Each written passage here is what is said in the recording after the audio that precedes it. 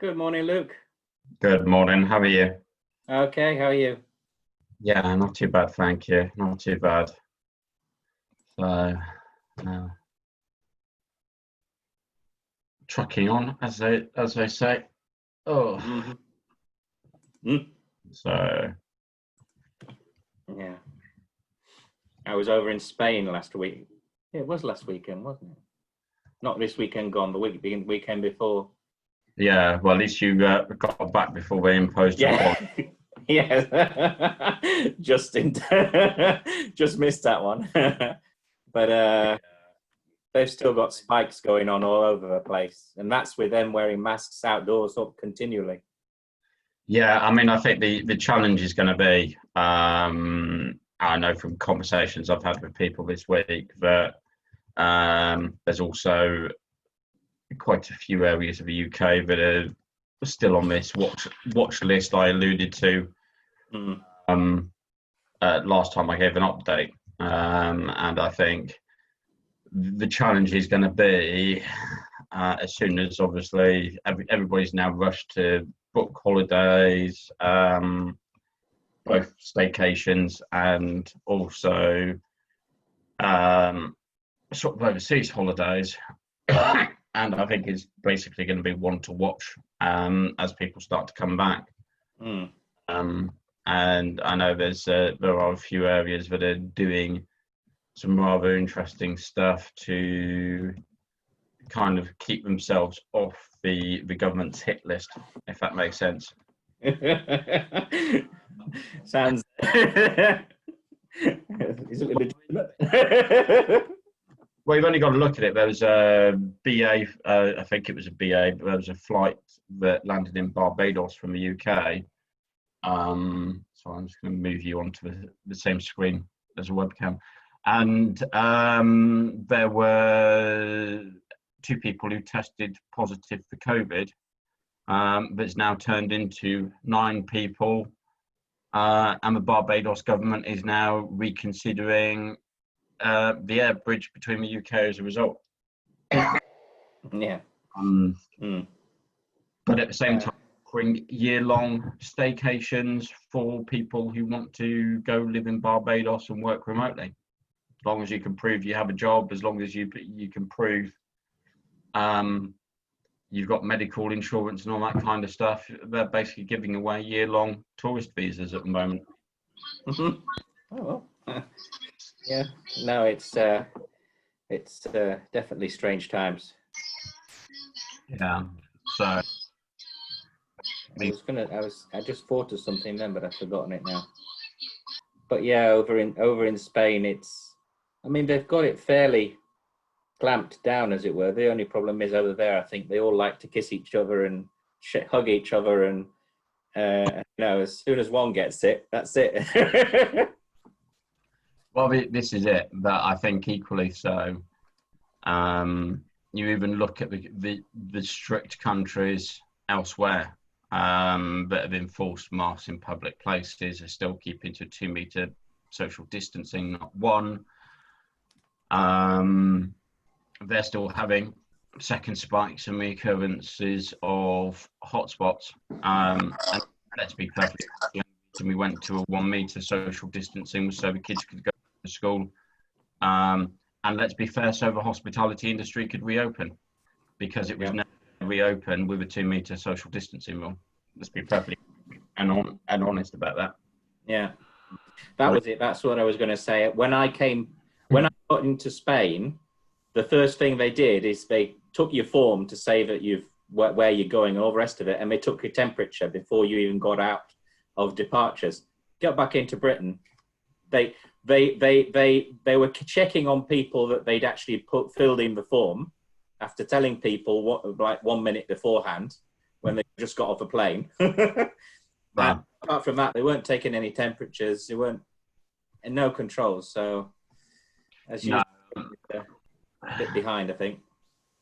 Well, I think also it's slightly different because essentially we are, let's face it, a policing by consent country, whereas quite a few other places are not policing by consent. It's you will do it. You will do as we say, or else. Yeah.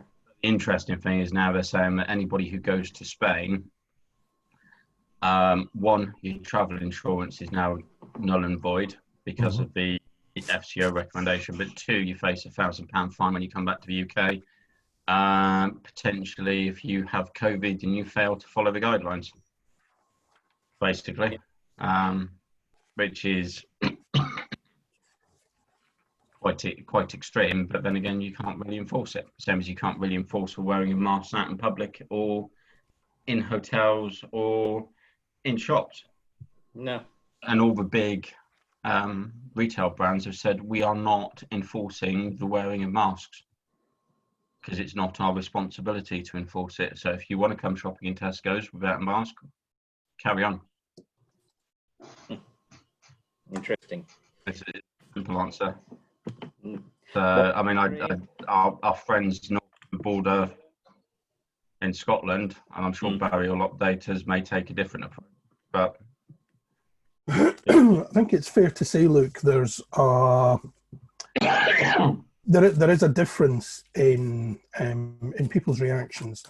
Yes, we're hearing there's a little bit of debate here about what good the masks actually do and the rest of it, but overwhelmingly, I would say I think I saw it summed up in it was a frivolous Facebook post or Twitter post the other day that kind of drew attention to.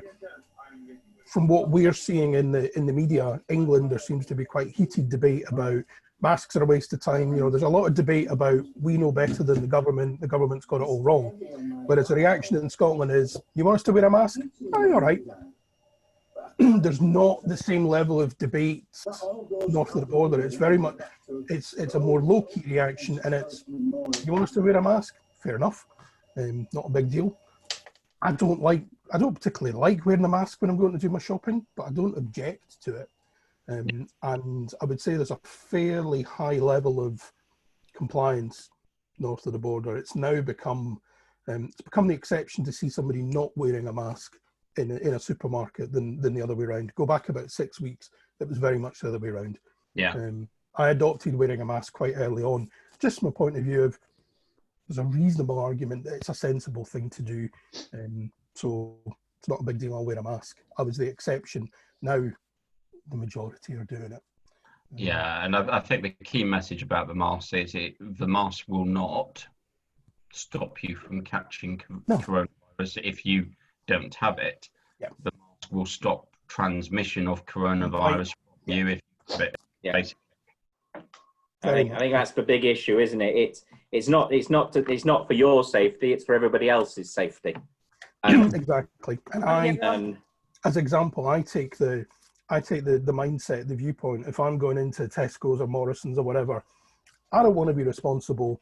If I happen to be an asymptomatic carrier, I don't show any symptoms. I haven't through this whole thing, but I don't want it on my conscience that I've asymptomatically passed it to someone else. If wearing a mask reduces that risk, then it's something I'm comfortable to do. Don't like it, but it's not the end of the world. Yeah, I mean, I know one of the things they have said, the sort of clear plastic visors are absolutely of no use whatsoever. However, what is worrying, certainly down south, and a number of pubs and restaurants that I've been to, is a lot of the staff are actually opting to wear those with no face mask underneath. And I think that blowing the stuff on the food. Well, this is it exactly. Yeah, whoever just mentioned then. So I think the challenge and the message back is fine if you want to wear the sort of full length plastic visor, fine, but you need to be wearing the face mask as well. It's not an either or. It's not an either or. Yeah. It's interesting. I saw that in Spain as well. A lot of the restaurants have got their staff wearing those but they're visors which are literally just like that, around the mouth sort of thing. They're not even the ones that we've seen here with that come downwards. But yeah, I don't see them being that sort of useful.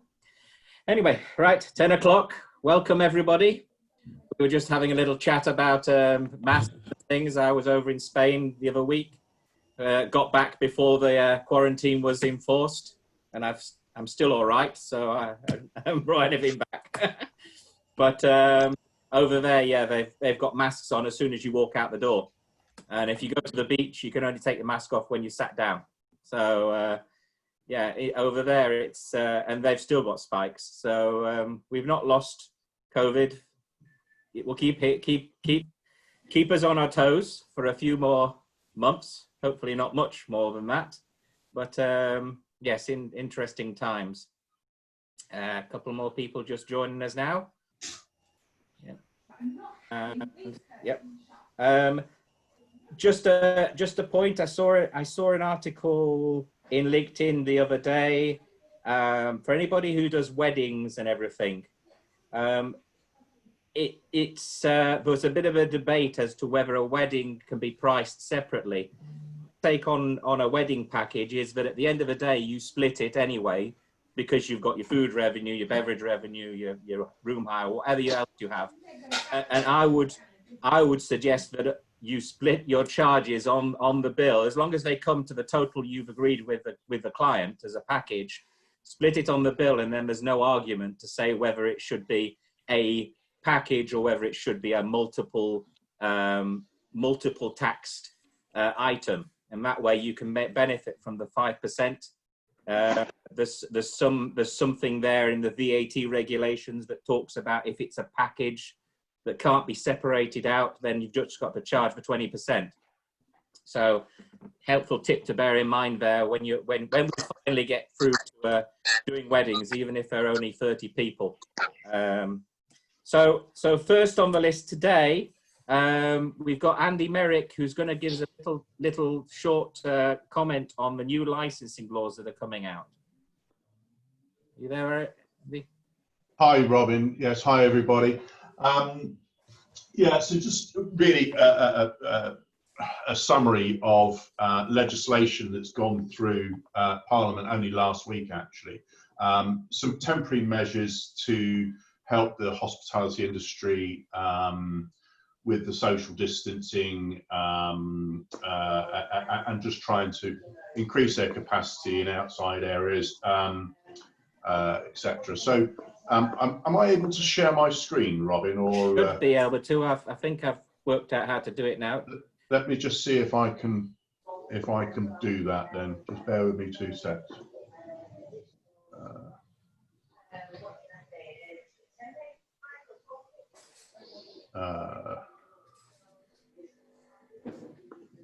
Yep. Okay, hopefully that's sharing. Mm-hmm. So just obviously a little bit about us. We're hospitality and leisure consultants. We do various things, and obviously licensing is is what we're going to be talking about today. We also help insolvency practitioners as well with trading insolvencies in hospitality and leisure and retail. So I'm trying to get my screen to move now.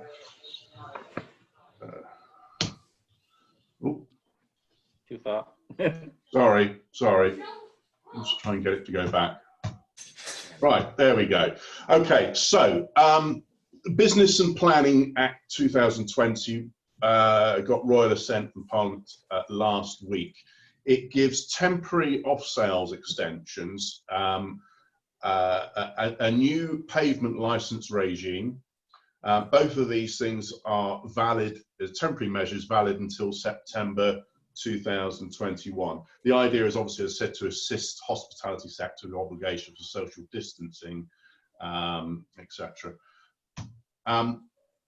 So the off-sales extension, it permits off-sales to be made at a time when the licensed premises are open for the purpose of selling alcohol for consumption on the premises, subject to the cut-off time of 11 p.m.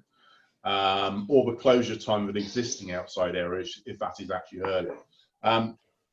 The measures also temporarily suspend the existing license conditions insofar as if they are inconsistent with the new off-sales permissions. So if you have conditions on your license already for off-sales, it might be that you can only serve off-sales in a sealed container.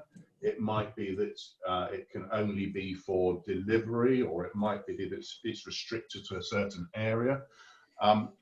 Those conditions will be suspended. The thing to remember about that is that if you have had any conditions put on your license in the last 3 years that restrict the off-sales, then those conditions will not be suspended. So anything over 3 years old is the, and if you're not sure, then obviously you can either ask the licensing authority and they'll let you know. But if you don't have off sales at all on your license and it's just on sales, then you have now got an automatic off sales on your license until September next year. So the next one, so the dual license, we've pretty much gone through that one. If you've got off sales and on sales, it does let you do both, and deliveries to buildings used for residential or work purposes. So if you're doing deliveries, of course, you can also include alcohol in that. Temporary pavement license, local authorities, obviously it changes right across the country on how they deal with their pavement licenses. London, especially Westminster, City of London, are particularly, or have been particularly expensive with payment licenses. Some people paying £3,000 or £4,000 every 6 months for payment licenses, plus onerous planning consent, etc. This new license does away with that. A license will be granted by the local authority. They can only charge up to £100 for the license, and the license will be valid for a minimum of 3 months. But the expectation is that licenses will be granted for 12 months or possibly up until the end of September 2021. We are hoping that this new regime will be adopted permanently in some form or another after September 21, but there's no plans in place yet. So we'll just have to see how that goes. But it does make total sense for payment licenses to be made a lot more simple and cheaper as well. The application process is a consultation period of 5 clear working days. If the application is not determined by then the license is deemed to be granted. So, if the council overrun by applications and they haven't actually processed it, then you automatically get that, and it will be for 12 months. The licensing authorities are able to set local conditions that cover the same matter as the national conditions. If you just Google pavement licenses, you'll find the guidance online, which is a good read, and it gives them the national conditions. Local conditions will take precedence. So we have found over the last few days that a number of licensing authorities, local authorities, are putting quite a few conditions on the licenses. But they do have to be justifications for those conditions. You also have to display a notice for 5 days, and again, within your application, you should find a template for that or guidance for that on what needs to be displayed. There is no statutory appeal process. Which seems a bit odd, really. But again, we are hoping that licensing authorities will use the processes that are already in place, i.e. subcommittees, etc., subcommittee licensing committees. when designing your plans, you obviously have to submit plans, drawings to scale, etc., etc. You must consider requirements for disabled people, and you must also include a non-smoking area. So there's got to be a division. It doesn't have to be a physical barrier, but there has to be an area. It has to be 2 meters apart for smoking or non-smoking. That's it. So any questions?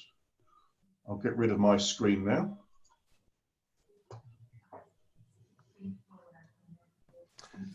Andy, thanks very much indeed for that. Just a quick one. You might guess from the accent, I'm based north of the border. There's a number of other people on the call this morning.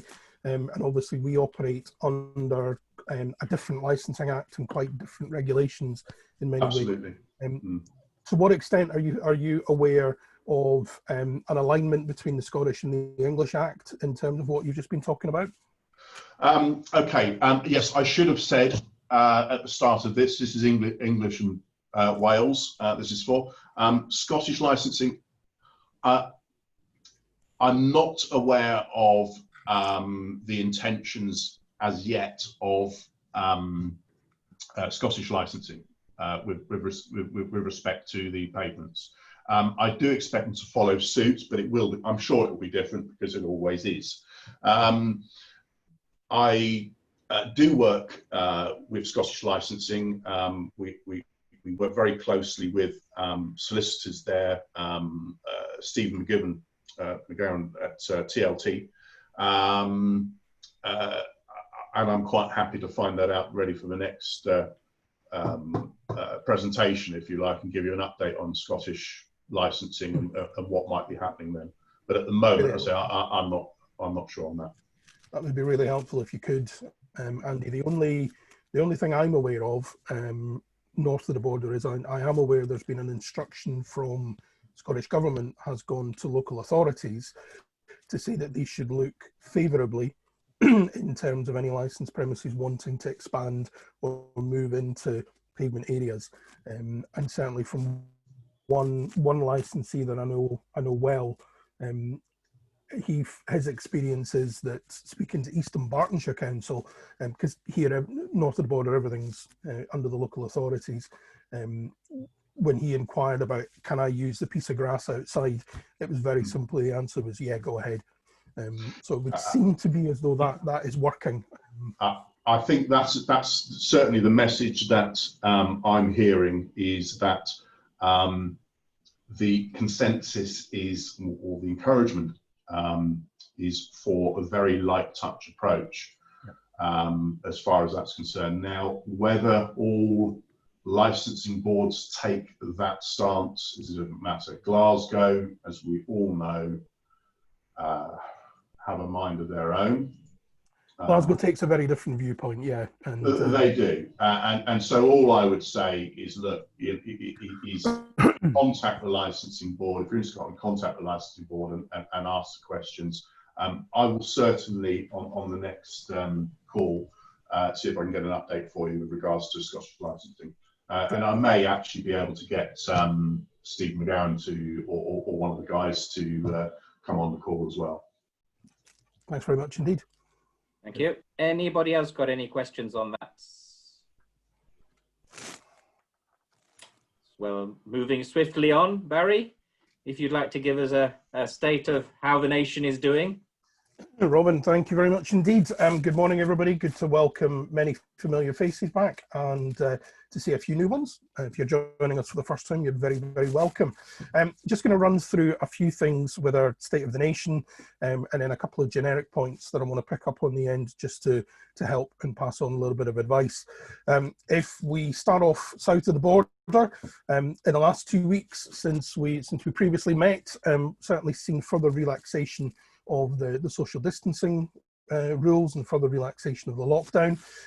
I'm aware, have been involved in some conversations with English-based businesses around possibility of reintroducing small events, small group gatherings, and been a number of discussions about we can now have up to 30 people, and that's both from the extent of the events side of the business and things like face-to-face networking groups. Some of the networking that I'm involved with behind the scenes, there's let's describe it as active conversations about how can we actually get face-to-face meetings back up and running. And I'm aware of certainly some trial events being planned for the next 4 to 5 weeks. Alongside that, we've seen further activity within the local regionalised lockdown. Conditions remain fairly tight in the Leicester area, and the focus of attention somewhat has moved further north to the Blackburn area. I was hoping Tim Penta was going to be joining us this morning because he has some direct experience of the Leicester situation, but I don't think he's been able to join us. Moving north of the border, Scotland, we were having a bit of a chat. Some of you would have been part of before we started, that since 15th of July, most businesses in Scotland have had the opportunity to reopen their doors. I think it would be fair to say we have had a slightly more cautious, a slightly more relaxed approach to hospitality being reopened since the 15th of July. Certainly my own experience is that I'm in one of the satellite towns around Glasgow. Where I am, out in Lanarkshire, kind of feels like business as usual. I'd say most of the pubs are open, most of the cafes, restaurants that I've seen are open. It's a very different situation in the city centres. And certainly from my own experience, Glasgow city centre is still pretty much a ghost town. I've seen reports from the Scottish Licensed Trade Association saying that a third of licensed premises have chosen not to reopen since the 15th of July, largely because they feel that they can't implement even the 1 metre social distancing. Some positive news to share from north of the border. Yesterday, the Scottish Government announced a support package for the events industry, targeted at events venues themselves, but also at those in the supply chain. Any support is welcome news, I'm sure. We do need to put into context that the support fund that's been announced is £10 million. When you consider the events industry is estimated to be worth £6 billion annually across the UK, 10 million is not going to go very far. But for those of us who are north of the border, or those of you in England who have business interests in Scotland in the events industry, something worth having a look at. If you want to know more about that, have a look at my LinkedIn later today. There's a post going out this afternoon with more details about the Events Industry Support Fund. The other positive news from north of the border this year, which potentially could impact hoteliers across the UK, very pleased to say that Caledonian Travel is returning to the industry. Some of you will be familiar, Caledonian Travel was part of the Specialist Leisure Group, and went out of business in May along with Shearing's National Holidays. Some of the former exec team have acquired the Caledonian brand from the administrators and they're already up and running. Website's renewed, they've already got holidays on sale from their old inventory. So for those in coastal regions, those in the north of Scotland that may be operating in the leisure space, bit of positive news. So that's the Scottish situation. Wales, we now understand 3rd of August is the key date where businesses across in Wales have the opportunity to reopen. And then finally for our friends across in Ireland, I think if I maybe jump across to David Collins just for a second, just to get an update from the ground across the Irish Sea, David. Thanks, Barry. Yes, good morning, everybody. I'm pleased to report that the upward trend in sales and inquiries is continuing. Really the only show in town at the moment here in Ireland is domestic short breaks, family holidays. This is a very important time of the year for the tourism industry in Ireland as far as it coincides with the Galway Race Week. It's also the start of 2 weeks of builders' holidays. So we've seen a significant surge in business. To give you figures, for example, versus the same period last month in June, our turnover in terms of holiday sales, general sales through our own company would be up 29%. So that's a very welcome trend. A couple of interesting things happened last week. The government introduced a couple of measures to try and help the tourism industry. For example, the extension of the temporary wage subsidy scheme which will be extended through to the end of August, as well as the pandemic payment, which will be extended through to April 2021, albeit at a reduced level. And they've also introduced a low rate of VAT from 23% to 21%, which won't have an immediate impact on the tourism industry. Our VAT rate is 13.5%. There were calls to reduce that down to 0%, which was a bit of a Santa list, but nevertheless. The government has also introduced a staycation voucher, which I think is more of a cosmetic exercise than anything else, whereby if you are a single person, you will receive 125 euros of a autumn winter break. If you're a couple, 250 euros off a break, up to a maximum value of 625 euros. Not terribly effective, very cumbersome scheme that they've introduced to support that. But the government is trying to show some sort of level of goodwill towards the industry, although a lot more is needed. We're all bracing ourselves for the end of August, start of September, which is when we expect a lot of hotels will probably close for the winter. The pubs have been delayed reopening. There's about 3,500 pubs in Ireland, and it's unfortunate. It's so far as a lot of these are small family businesses, and obviously have a major knock-on effect in terms of local suppliers. Whatever about the inconvenience to their customers, but the government is taking it quite seriously here, the potential impact of that, albeit it's causing a lot of disquiet, I can tell you. I put up a figure there just briefly earlier on the chat stream. I spoke to one of our guys in operations to ask, what is the cost impact of all these additional COVID measures? He advises me that between additional staffing, hygiene precautions, etc., as a percentage of overall net revenue to date, he's looking at an additional 3.1% cost. Now, I've asked, by the way, for a couple of other guys to sort of give me an idea, in particular, busier city centre hotels. So if by the end of this call I have those figures, I'll put them into the chat room. David, thanks very much indeed. Thanks for that update. Last couple of things I just want to mention, which are more generic across the entire country. First of which is GDPR. Now, don't worry, I'm not gonna launch into any great lecture or rant about GDPR. I just want to pick up on a conversation we were having at the last forum of where businesses in England and definitely in Scotland have certain responsibilities under track and trace, or track and test, as we're calling it in Scotland. I've seen a number of conversations on social media, and also had a bit of experience firsthand. My experience firsthand was being handed a clipboard with a sheet of paper full of names, phone numbers, and email addresses in a local venue. Now, bless them, I could easily have gone into a bit of a talk and a lecture about GDPR compliance. I didn't, because frankly, it wasn't the fault of the waiting staff, the floor staff who were doing a very good job of looking after us last Friday. What I would say is, as venue operators, owners, there's 2 points I want to make here. You have got responsibilities to keep GDPR compliant with the track and trace, track and test system. I am aware of a lot of hoteliers, a lot of venue owners being approached, bombarded with app developers, IT developers, with very, very effective and very useful pieces of IT, but it come at quite a significant cost. And I think it's fair to say at the moment, I don't know anyone in the industry who's in purchasing mode at the moment. There are very effective, simple manual systems that can be put into place, but you need to have a thought about maintaining your GDPR compliance. A sheet of paper with a list of names, addresses, and email addresses and such is not GDPR compliant.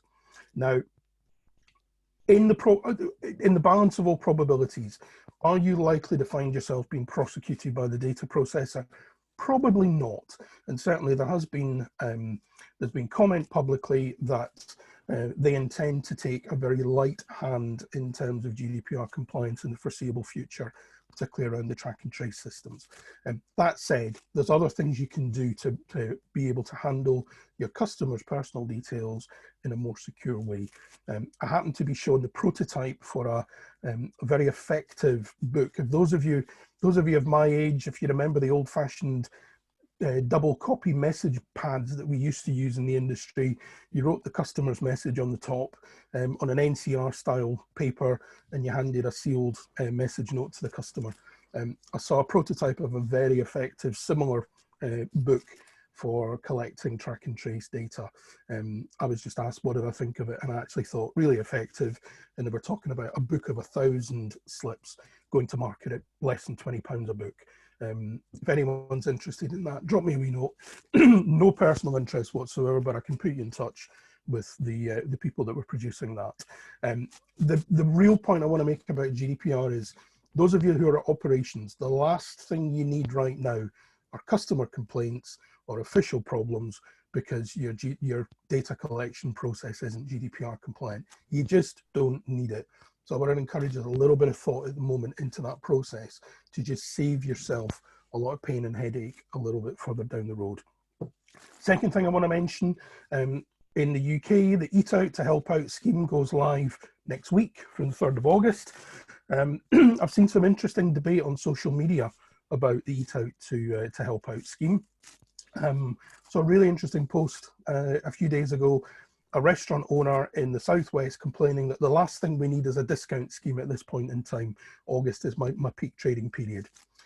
Let's just remember the Eat Out to Help Out scheme, the UK government is going to reimburse the £10 per head discount that you give to your clients.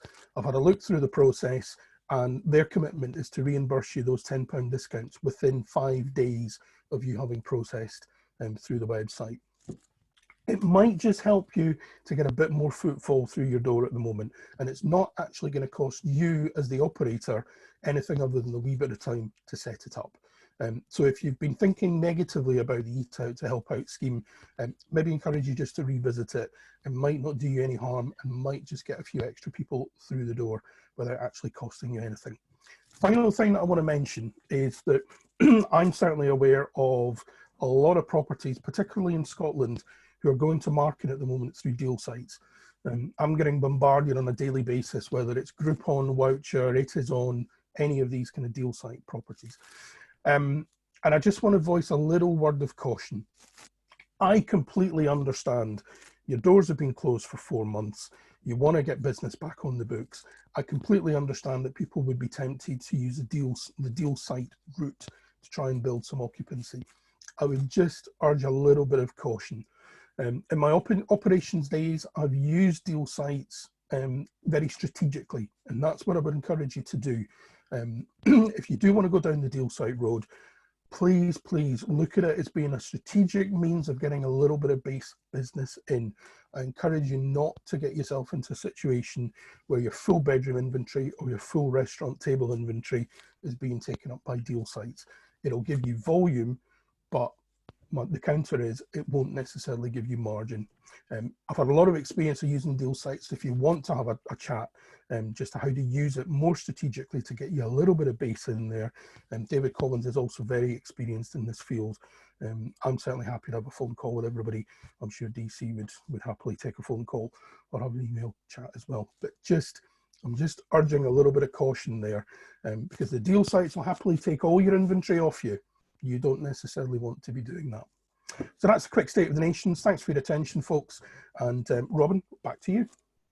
Thank you very much, Barry, and thank you for everybody who helped there. I would add, I saw an app which they're actually doing free of charge for actually logging the people coming into your establishment. I'll try and get the details and pop it into the summary when I send it out later today. They're also, yeah, the Eat Out is not a discount. It's basically the government paying £10 off a guest's bill, which means you do have to declare the VAT.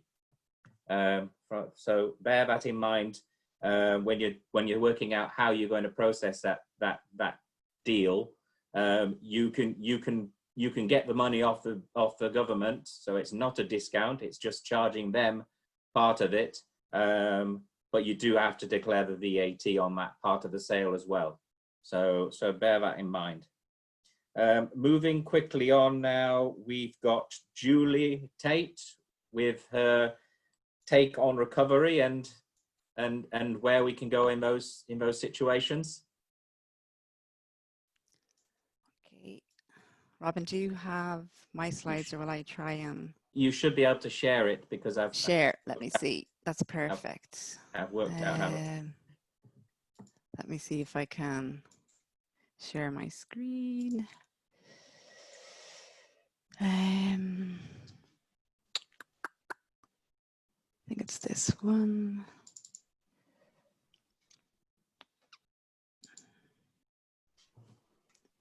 Looks like it.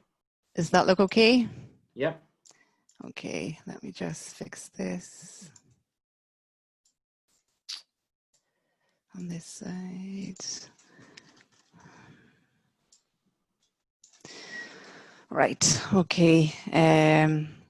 So as Robin said, my name is Julie Tate and I'm from Grant Thornton. I guess I'm a director in the restructuring team, and I'm also an insolvency practitioner. So I have promised to try and keep it upbeat, and hopefully just give a little bit of information that I guess hopefully might be helpful, or that you've come across, you know, when you've been dealing with the pandemic, I guess. So the first slide really is just in relation to the impact of, I guess, COVID-19. You'll all be aware how it's affected the economy. It's in March had the biggest fall. There's been a lot of information and government schemes put in, employment, the claims for the unemployment related benefits surged. There's I suppose in the service sector, the hotels and hospitality has been among the most significantly impacted, which is what we have found. At the time, 89% of hospitality businesses were forced to operate at significantly reduced level or close entirely. International tourist arrivals, they're estimating will be down by 59%. And overall, it's expected to result in an approximately 1/3 decline in trade for 2020 for the industry. And I guess many businesses face even more significant financial challenges now that trading can recommence than maybe they experienced while they were in lockdown or hibernation. So in relation to then just sort of moving on, sorry, I just flick this over. So the outlook, I guess, that we're seeing at the moment is some positive signs that consumer confidence is beginning to return, and it's helped by the gradual lifting, I guess, of the lockdown restrictions and the reopening of the non-essential retail businesses, although things are beginning to open again. And the booking frenzy, I guess, that we're seeing when we're speaking to people is that, yes, holidays in the UK, 2020 is the year for the great staycation, with demand for the smaller self-catering accommodation. The camping sites and self-catering accommodation providers are saying that more or less overnight, when restrictions were lifted, that they are getting busier. But foreign travel is still restricted. So this is obviously where people would normally go away. I guess some people are beginning to go away in July, and I know Robin said he was away. A lot of people maybe are choosing not to, and this is obviously helping with the staycations in the UK.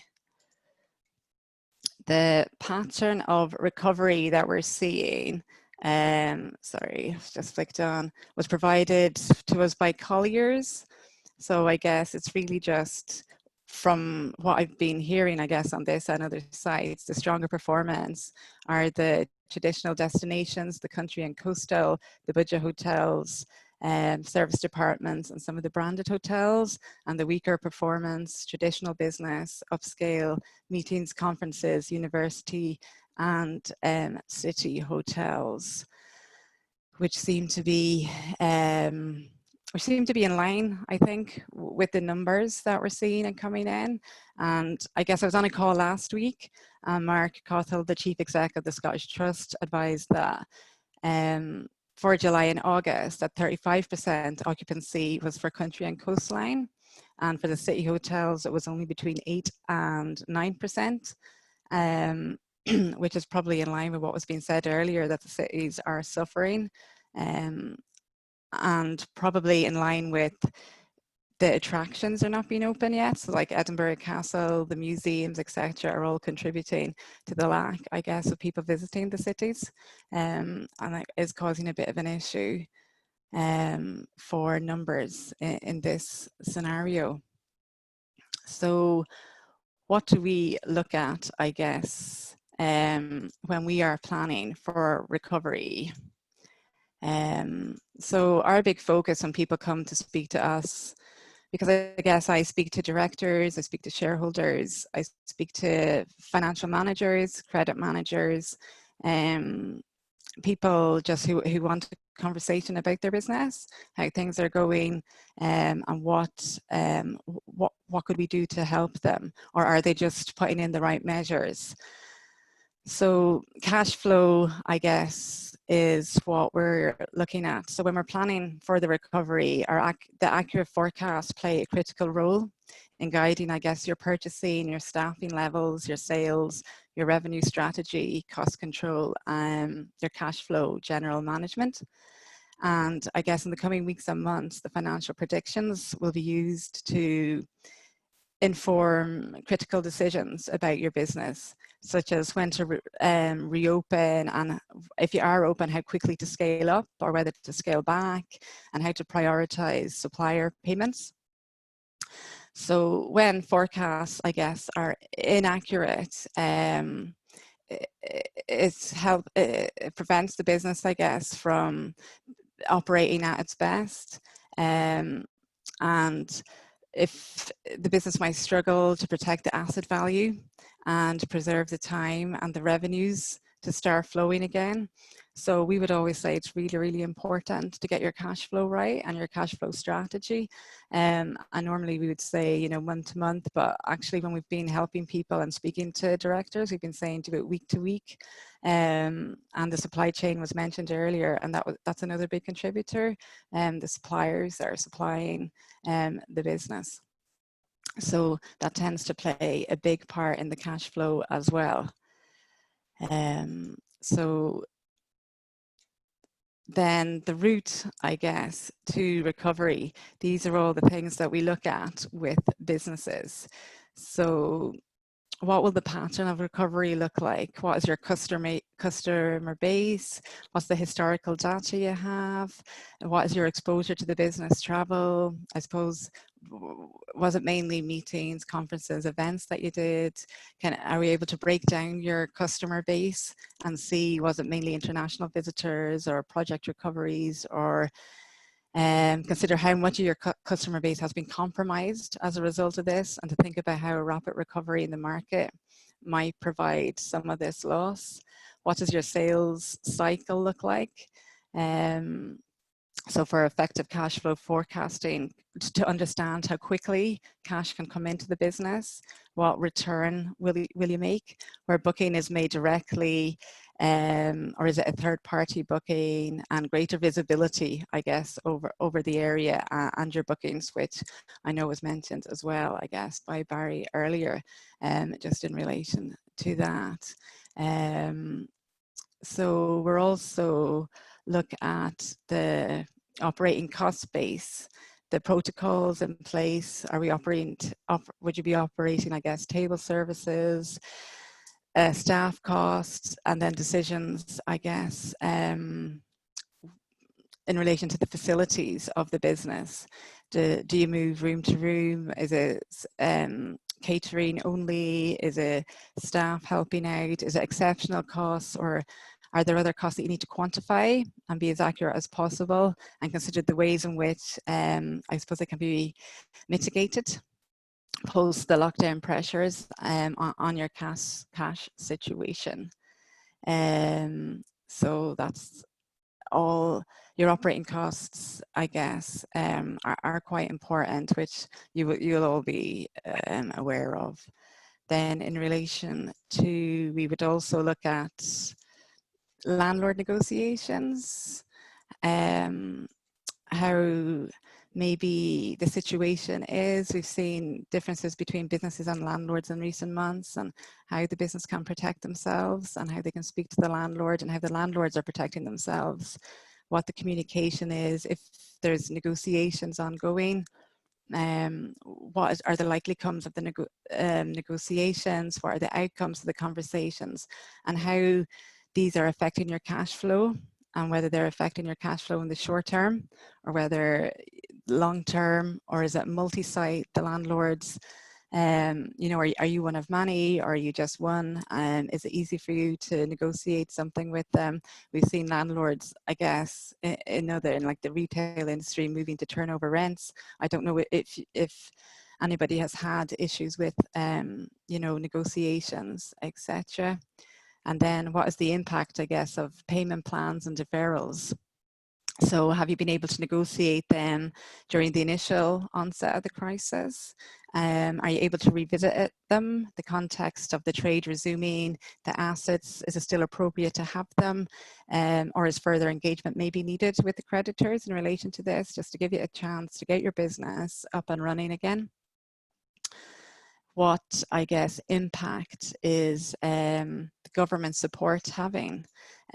So the VAT deferrals, has your VAT been deferred, and is it due to be paid next year? Has that been put into your business plan? Are you paying your VAT just now with this VAT to be paid down the road? Have you built that in?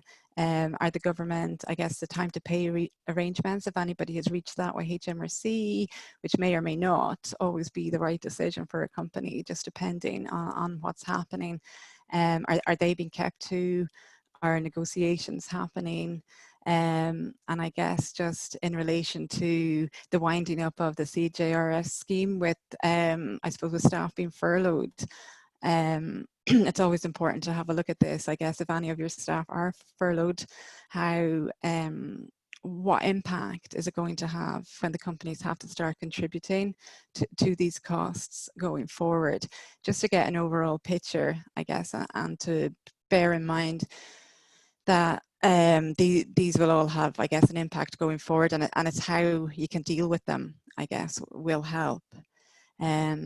So then in relation to reopening and scaling up considerations, when we've spoken to people, they said, well, you know, how can you help us? What should we be looking at? So again, I guess when you're adhering to the social distancing and the new hygiene protocols, it'll be very different, and your targets will be different, and occupancy levels and leases, this will all be something that needs to be considered, and we'll obviously be presenting challenges to everybody in lots of industries. So I suppose the pricing strategy will be really, really important, and significant demand, depending on where you are, and comparable hotel prices, pricing levels, again, might need to be adjusted to optimize room occupancy. And I guess earlier, Barry again was saying, just be careful, I guess, how your pricing strategy, because sometimes short-term gain mightn't always help in the long term. So it's just important to take that into consideration. Marketing strategy, budgets, I guess, may have been cut, but to consider how the best marketing spend can be used, how you can target your customers, communicating new protocols to the customers, emphasizing the changes that have been made to your operating procedures in regards to the hygiene and the social distancing, to help reassure the potential guests that their health is considered important, their stay will be as safe as possible, Selective reopening, I guess you'll be looking at focusing your efforts. Are you reopening rooms, or are you opening restaurants?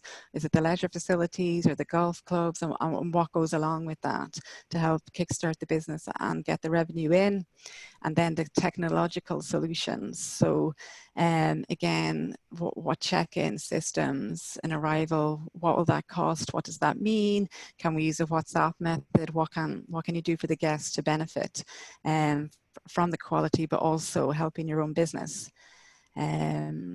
So other financial considerations then, just as a reminder that we would look at, I guess, as part of our analysis is the cash flow. Again, just re-looking at that. That's a constant for any business.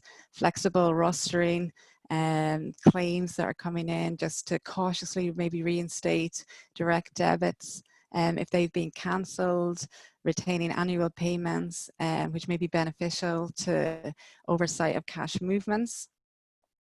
And just taking our time just to have a look at what we need to consider on an overall, I guess, basis. So these are all the things, I guess, that we look at and help. So then when businesses come and they say, I guess, well, can you help? This is what we're looking at.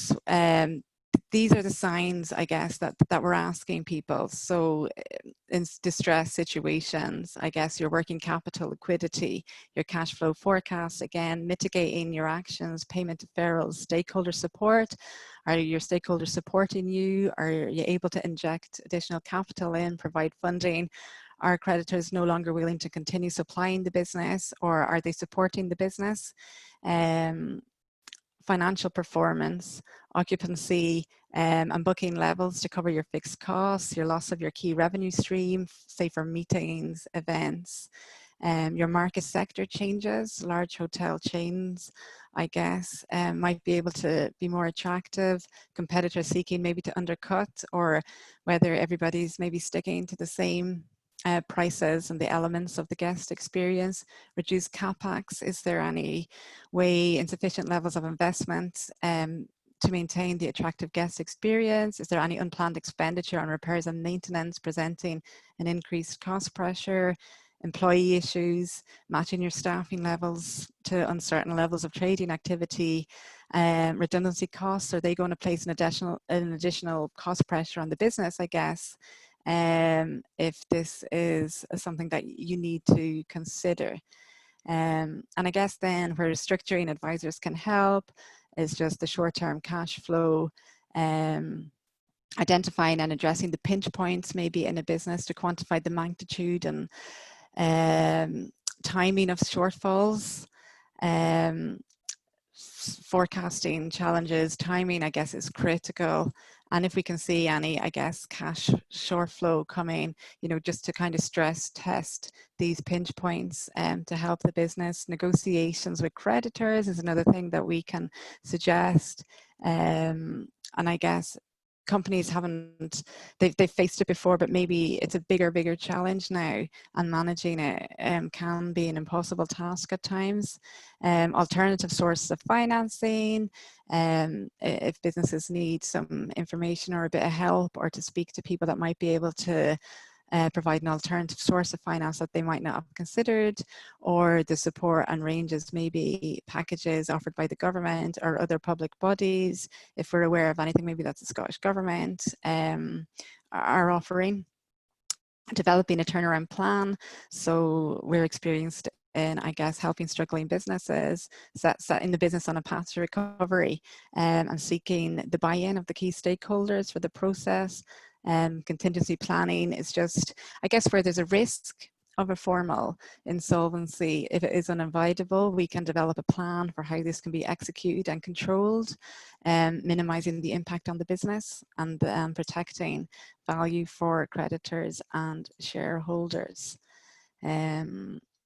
So what makes a successful turnaround? And this is obviously very high level. It's just every part of this needs to be, I guess, explored. This is just a brief little diagram, which would lead, you know, we obviously have to go into much more detail when we're looking at a business, but we look to stabilize the situation, establish a turnaround strategy. What are the key drivers? What's the value in the business? The areas where improvements may be made. Identify, speak to the key people, because there will be key people that will know what's happening with the business, what changes are required, and speaking to these people is of paramount importance. Obtaining stakeholder commitment, so to keep a business running, it needs the support from the creditors and the supply chains, and providing creditors, I suppose, a visibility over the turnaround plan and reassurance that there is a turnaround in place, so that you keep the support and monitor, I guess, and oversight. And then I guess we tend to focus again on the good management information, the operational and performance, the corporate governance and management that the business is tied into, and you'll be sick of me saying it now, liquidity and the cash management. It comes down to that. So if, I guess, we've gone through all the options of what are we seeing in the marketplace at the minute, what formal insolvencies are there to help businesses? So we have seen some CVAs. There's been an increase in CVAs, which are like an arrangement between the company and its creditors, and a legally binding agreement. We've also seen the new moratorium come in. So this came in under the new Corporate Insolvency and Government Act 2020. It was the biggest change in almost 20 years in insolvency, and it's an attempt to mitigate the enormous economic damage caused by COVID. So the aim of this act and the moratorium, I don't know if anybody has come across it before, is to offer companies that are struggling a lifeline through a moratorium and through the implementation of the bill. And there's different rules and guidelines that go along with it. And then we have an administration which is aimed at giving the company a breathing space to return to the financial health, and see if there is a return possible. And if not, then how do you advantageously realize the assets of the company? But these are just all different procedures that we can help out with and do. I'm not going to go into each one individually. This is just a really, I guess, high level of what we look at, how we can help and support businesses. And I don't know, from past experience, I guess, from an insolvency practitioner, is I find sometimes people are afraid to phone us or maybe call us because they feel that might be the end of their company. But I guess in order for us to help and to help sufficiently and turn around a business, I guess the easier it is, the earlier you call is probably always better, because there's more a chance, I guess, of, we'll have come across lots of different scenarios, I guess, and lots of different businesses. So the easier, I guess, the earlier you call, the easier it is for us to help and assist, where sometimes it is quite hard, because we do get a call maybe 2 or 3 days and people will say to us, well, actually our cash is running out tomorrow, or our cash is running out in 2 days. How can you help? What can you do? And it's that then where it is quite tricky and difficult to turn around the business. So I did tell Robin I wouldn't go on, go on and on. So it's just, I am conscious it's a very, very high level and a very, very quick summary kind of what we can do, what, I guess, how we can help, or what we have looked at and how we have helped people, I guess, so far. So that is generally it, really. If anyone has any questions, I'm happy to take any questions, or if anybody wants to have, I don't know, a deeper dive into any aspect, or if anyone's worried about anything, I'm happy to have a call at any point. Always happy to have a chat.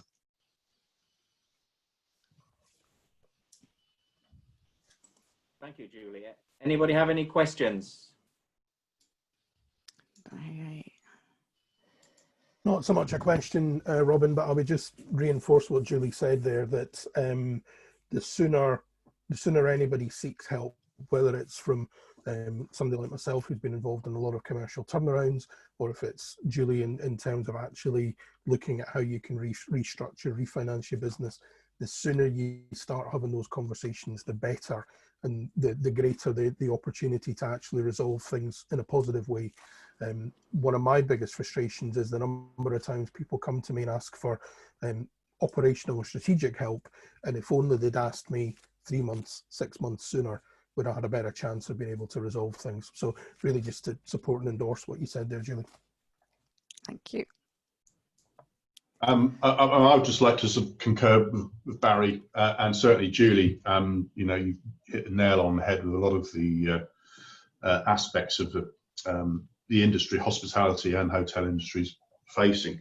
But really, just to emphasise, you know, how closely you need to monitor your KPIs, your RevPAR, long-term cash flow as well.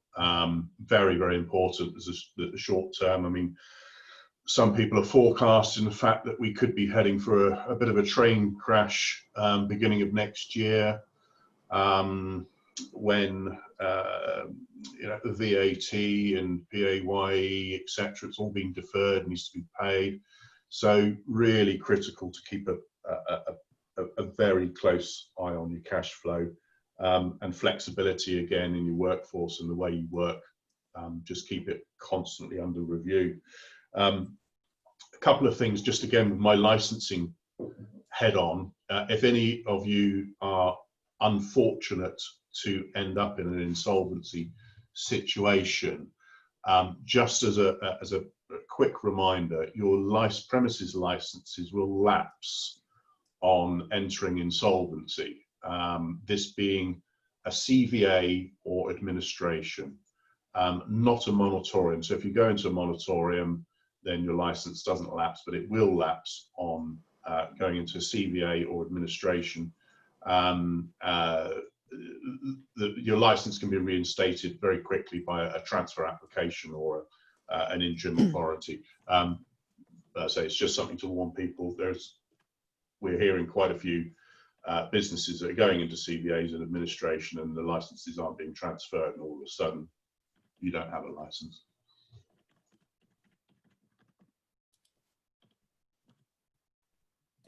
Anybody else have anything to comment on there?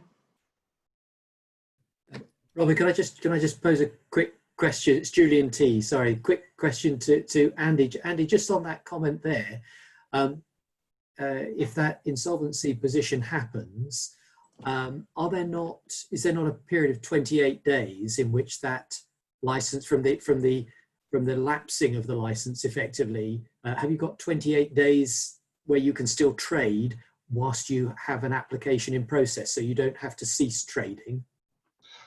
In England and Wales, no. The license will lapse as soon as effectively the hammer goes down in court. So as soon as the appointment is made, whether it be a CVA or administration, the license will lapse. You have 28 days to reinstate the license, but licensable activity cannot commence until the license is reinstated. Okay, so but after the 28-day period, the license is lost completely, and you'd have to make a new application. Right. Is that clear? I mean, basically it's lost as soon as the appointment. Sorry, it lapses as soon as the appointment is made.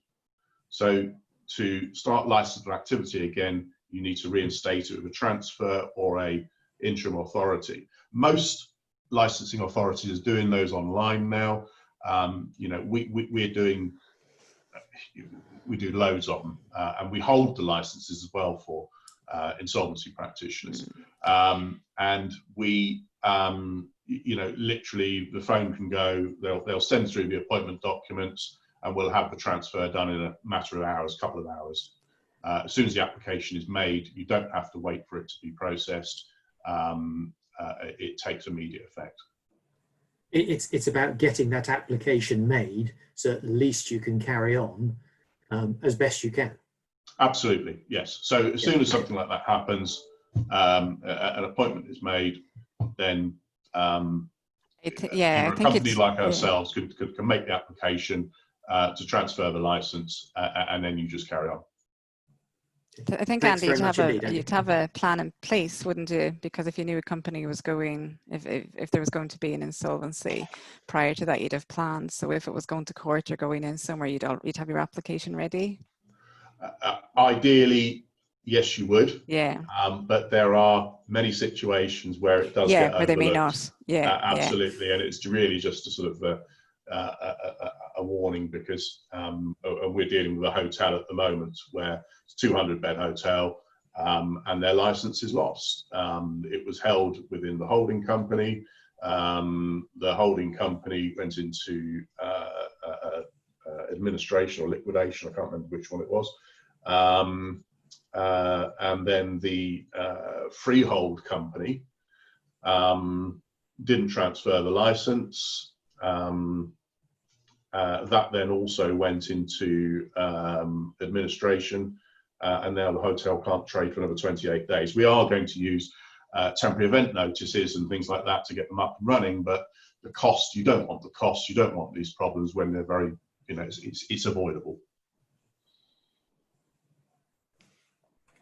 Yeah, just if I can say to Julie, just commenting from Dublin, one of the first slides was saying that coastal hotel or countryside are actually dealing much better with the current situation. Yeah, I completely agree. In Dublin, my property is pretty much affected by the lack of business travel.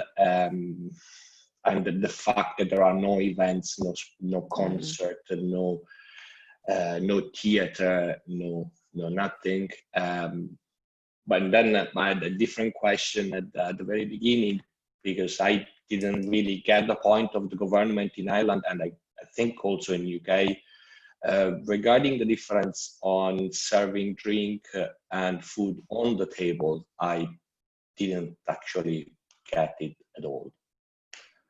The fact that we are allowing to have guests drinking and eating in the pub instead of just sitting and only drink.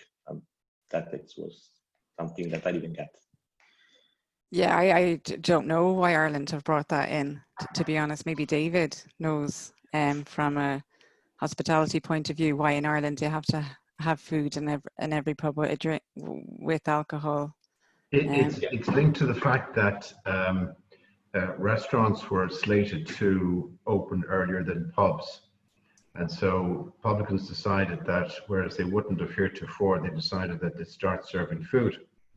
Yeah, but what now at this point? I mean, today, for instance. I mean, now I know that the next timeline is the 10th of August, if I remember well. Yeah. When this will be reviewed. Yeah. Now, having said that, I mean, the anecdotal evidence, in fact, the personal experience that I've had is you can order, for example, a pint if you have a substantial meal. A lot of people would, for example, claim a table and sit in a pub for a number of hours, having just ordered a soup and a sandwich, and other people will have joined them, and for the sake of complying with the law, or be seen to be complying with the law, the menus would be left on the table in case the boys in blue called. And they have done. And on last count, there was about 26 pubs in Ireland who have been sanctioned because of the fact that obviously sold drink and not sold food at the same time. I think, though, that it's, again, it's an unfortunate situation, because, if you look at the practicalities of it, a lot of pubs just simply can't operate food.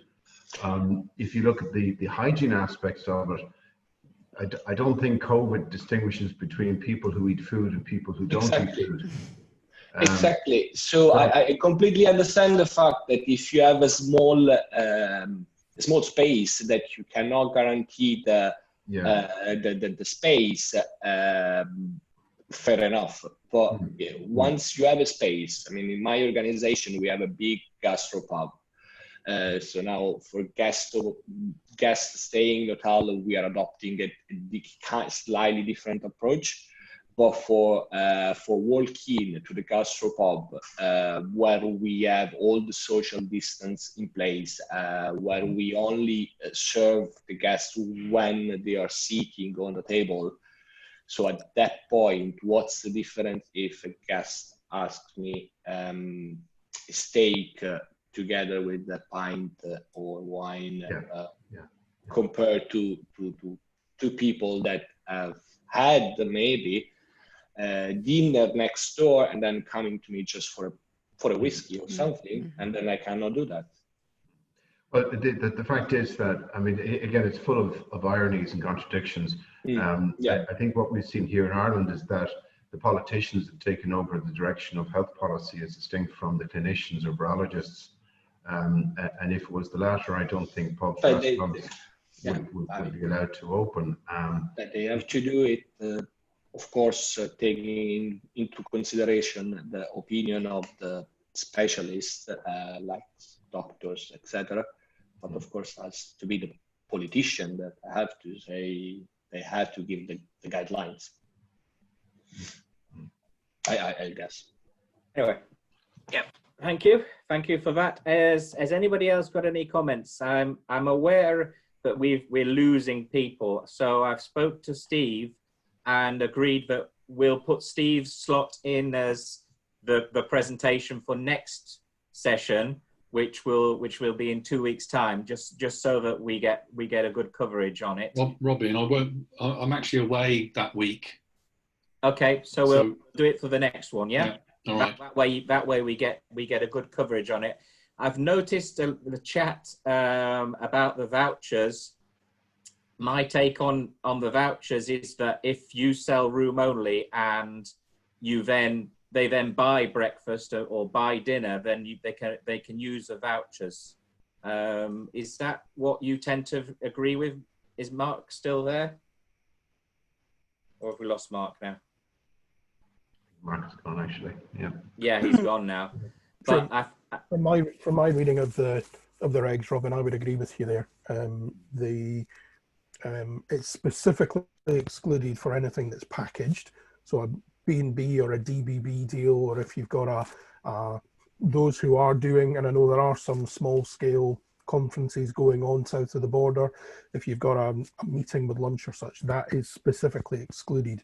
But if it's a genuine retail sale of food in the lounge and the bar, I would think items like a retail sale full price breakfast, that I don't see that it should be an issue with that. Okay, good.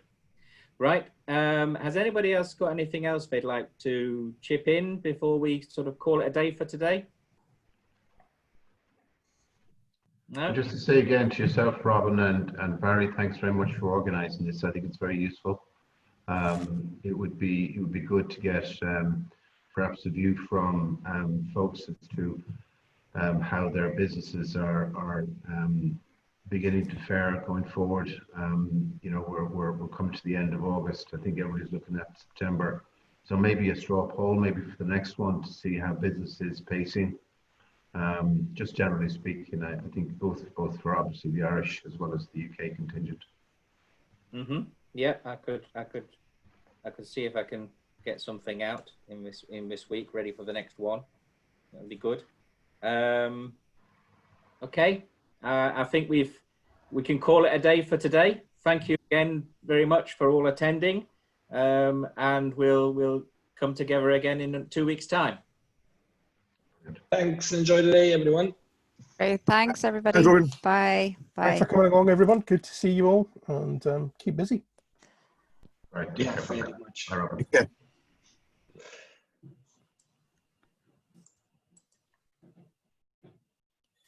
See you soon, Kevin.